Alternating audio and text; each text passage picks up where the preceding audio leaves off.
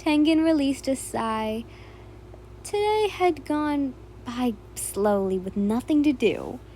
There was nothing interesting happening tonight, which he felt a bit relieved, but at the same time disappointed due to the lack of attention.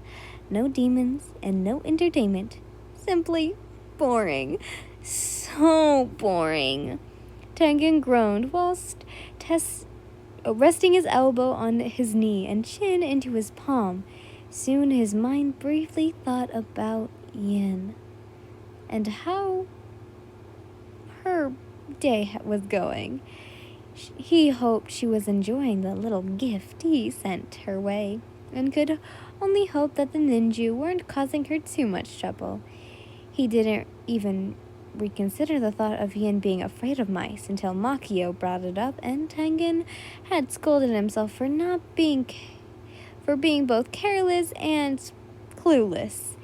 He only prayed everything's fine and that Yin and the both mice were getting along, and that nothing bad had happened. As he was pondering whether he should just go home or go wherever else, Tengen heard the sound of footsteps approach from behind him. "There you are, Uzui-san," sounded a all too familiar, boisterous voice, as the figure stood beside Tengen's crouched form. "Hey, Rengoku," Tengen greeted with a smile, just as the alpha-dimensional flame Hashira sat beside him. What brings you here? Thought you were still training with your new, precious Snowflower," he asked. Snowflower is the nickname Rengoku called his lady friend, who was also his fiancée. She is known as the Yukiana because of her mischievous ability to manipulate ice and snow, which is why Rengoku calls her his Snowflower. It was no surprise that a great and caring guy like Rengoku could find someone to love, and Tengen couldn't help but admire that.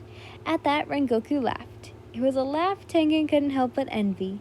Wish he could be as enthusiastic and positive. Nonetheless, he smiles at his flame-haired friend. She wanted to train by herself for a while," Rengoku exclaims. "And who am I to say no?" "Is that so? It surely won't be long now until she's ready for final selection and becomes an official demon slayer," Tengen says. "Yeah, I'm proud of her and how far she's gone." The flame pillar beams happily. Tengen glances at him, seeing how completely and hopelessly in love his friend is, and he couldn't help but feel happy for him. "So, anyways, what brings you here?" the sound pillar asks. Rengoku pauses for a second, Tengen immediately taking note of how red his cheeks are becoming. I have a favor to ask," Rengoku says, now glancing at Tengen. "Sure. What could you possibly need from yours truly?" Tengen pondered about what Rengoku would ask. Whatever it is, it was bound to be something more entertaining than his boring midnight stakeouts. Wink, wink. "You're married, right?" Rengoku suddenly asked, catching the sound pillar off guard. "Huh?" Tengen glances at him, dumbfounded.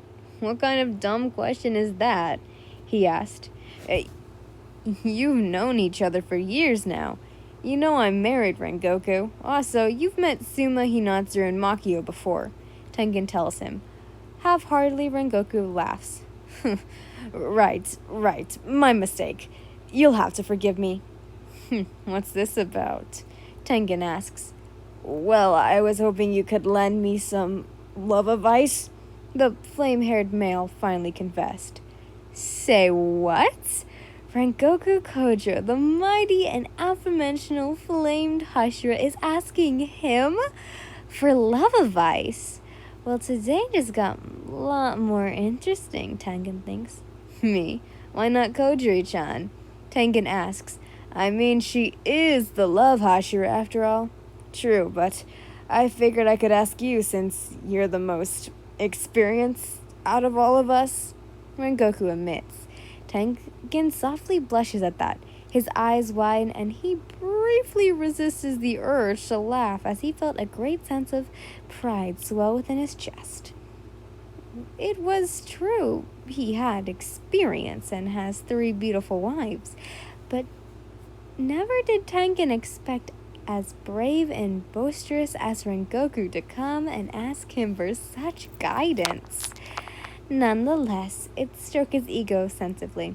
Oh, so this is about your snowflower, correct? Tengen asked with a smirk. Now it was Rengoku's turn to blush. Yes, it is, he admits. You see, I've known her for a year now, and now we're engaged, but you're proposing to her, I just realized that I hadn't actually taken her out on a proper date, Tengen exclaims.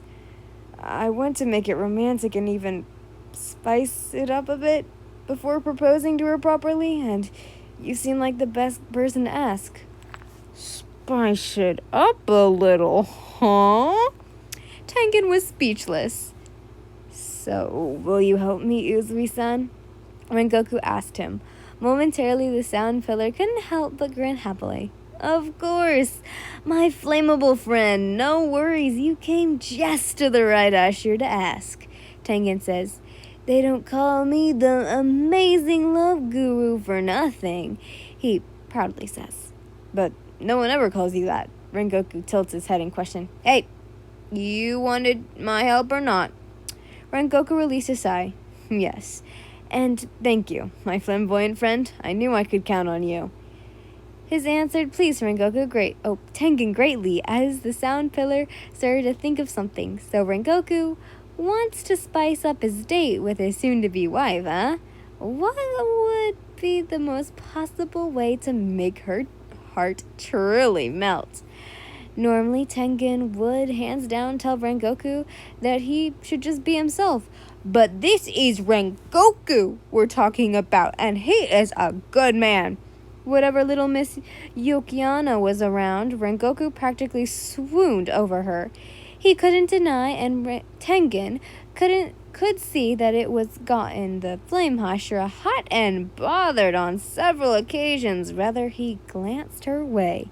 Though Rengoku's goal was not to get his lover to drop her to her arms and knees, but rather take her on a nice date. Yet Rengoku did say he wanted the date to be romantic and spice it up a little. Kissing is fine and hugs are nice, but Tengen felt like Rengoku can do something even better, if not seductive. I've got you. You should try dirty talk, Tengen suddenly boasted, after such pondering. Dirty talk? Rengoku tilts his head innocently in question.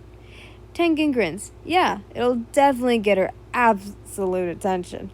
All you have to do is lean in closer to her and whisper all the dirty and romantic things you would want to do to her. That'll surely have her melting into your arms completely, that she won't even complain. Rengoku pondered for a moment. I don't know, Uzui-san. Are you sure it'll work? It doesn't sound very romantic. He tells him. How about I kiss her on the cheek and then pull out the ring? Brr, come on, man. Be seductive. Be a tease. Be flamboyant. Tengen sighs, running his hand through his silver locks before shooting the flame-haired friend a glare. Look, you love her, don't you? He asked. Yes. Rengoku's eyes practically sparkle. You want to hold her, yeah? Yes. Touch her? Yes. Be with her? Yes, I do. Rengoku exclaimed excitedly. Then put some tenderness into it, Flame Hashira, Tengen exclaims, striking a flashy pose. Rengoku nods.